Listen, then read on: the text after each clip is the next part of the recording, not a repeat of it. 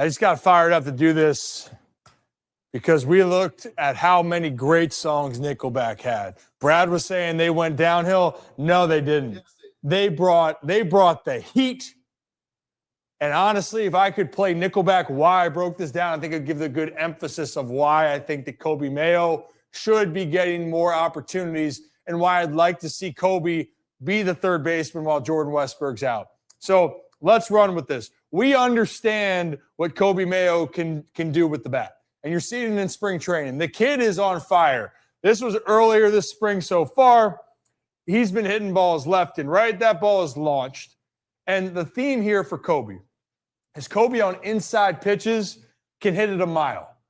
Gets his arms extended well, gets the bat hit out in front, and the ball goes a long way. So Coby can do that. And if you want to go back to what he did in September of last year, 5 home runs, hit over 300. So clearly he proved to not only himself, but to a lot of the doubters out there that he can be a big-time bat at the big league level. Now you got to go replicate it. But here was Max Fried against the Yankees the other day. And so you're going to see this. Max is going to end up hanging a pitch up. Hanging breaking ball. It's going to be in. And guess what? We're going to go big ball. And so that's just what Coby brings to the table. Really, really unbelievable bat. A guy that can flat out swing it. So why is this important? Well, if the Orioles missing guys like Jordan Westburg and missing guys like Jackson Holliday, while other young guys are trying to figure it out, his upside is undeniable at the dish. And you know what I love besides this power? This at bat here is actually my favorite. Coby had 4 hits in this game against the Astros, but with 2 strikes, his approach here, he's going to be thinking about driving it right back up the middle. So pitch is going to be in the middle. And yes, he has the power to drive it out to the left, but he's not trying to do more. He's just trying to go with what works for him. So he's going to shoot this one right back up the middle, keep it short, keep it sweet, and keep the line moving. This is what Coby can do. And now that he's getting more comfortable with his stance and being in a powerful position, and he said in the interview when we talked to him down in spring training, he said, when you don't play every day, you lose kind of that rhythm, especially against righties. And he loves facing right-handed pitching. Yeah, they want him to face lefties, but he thinks he can hit everything. I agree.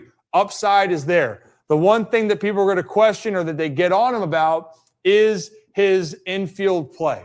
That's the question mark because in spring training, before the injury, they weren't planning on him to play third base. They wanted to get the reps at first. And then if you look back to last year, where was he playing? He was playing first base down the stretch. So what does this all mean? Well, Coby's got to work on a couple things, and I'll show in this example here on one example of Coby's inconsistency, but it's more of a rhythm thing, and I'll explain why on this throw. So it's going to be a ground ball down the line, and you're going to see Coby, it's first and second, you can get a double play ball here. So Coby wants to go to the bag, tag it, and then throw it to first for the double play. But here's the problem. When Coby goes to gather, right, he's going to run to the bag here. He's going to run to the bag here. And when you're going to the bag, you want to then be able to go and set your feet up and get in a position that it's all in rhythm and your arm stays in motion. So if that makes sense, or if I didn't explain that well enough, when you are going towards the base and you're making the step, you want it to be so your gather and your throwing motion all feels in sync. If it's not in sync, that's where you can have errant throws. And right what you're going to see what happens here, you can tell his feet are out of sync and the arm then can't catch up and he doesn't make the throw that he wants. So watch it real quickly. Goes to gather, but it's not in the rhythm that you're going to see on the next throw. So I'm going to rewind that real quickly. Let's go back.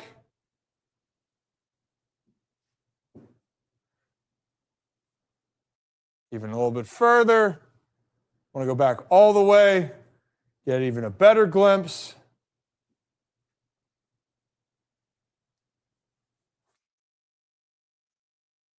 So right there, good, except it's the next couple steps where it throws him off. So you can see right now, when he's going to throw, the arm's trying to catch up, and it's not comfortable for him, and that's when he ends up spiking the ball. So again, the feet underneath him, the arm's not catching up. That's why it's getting out of sync. But again, that's a rhythm thing and being connected, not that a talent that he can't make that play, right? It's just cleaning that part up because then he spikes it, his arm's out of rhythm, and he throws it in the dirt. Now, this next one, which I thought is really good, and it's a good example of when he is in sync and he's thinking less about what his body's doing and just reacting. This ball is going to be right down the line. And watch Coby's gather here. So he's going to backhand this here. And then, for good measure, he's going to backhand this here. He's going to get his feet set, and he's going to take a shuffle, and the arm is going to come through naturally because the shuffle and the arm angle is all in one. So watch this. So you're going to see him move in that direction. Backhand, shuffle, throw, great throw, and he's going to get the out.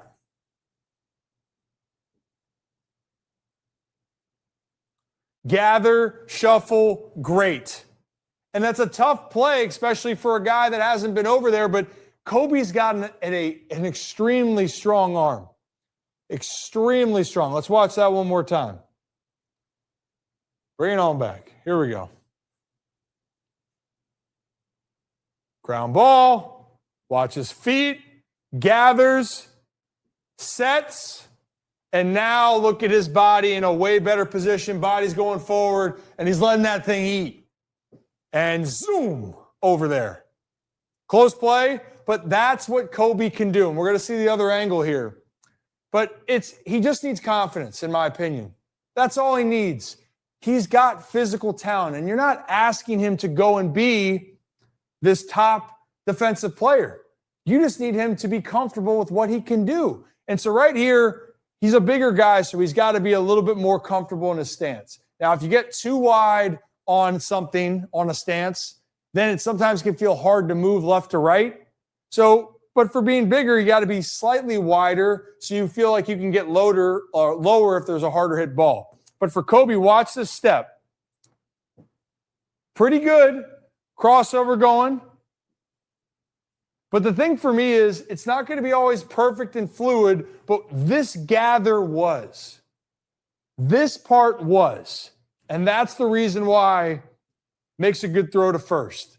Again, not going to be perfect. And in a future one, I'm going to have Machado, because Machado's the best to do it. Being a tall guy and how he moves, his footwork is insanely good. But right here, watch. Pre-pitch, gets over, solid, but it's right here. Gets the gather, gets himself together quickly, and makes a good throw. That's all you need. So can Coby go out there and play third base? Yes. Is he going to be the elite defender or how Jordan Westberg can be viewed? That's not fair to put on him.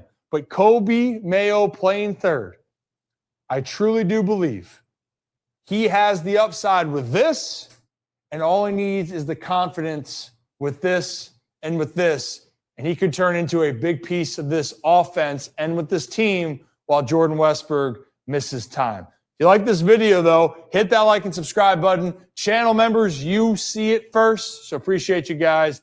Be good, be safe. I'll talk to you soon. And also, Nickelback, great band.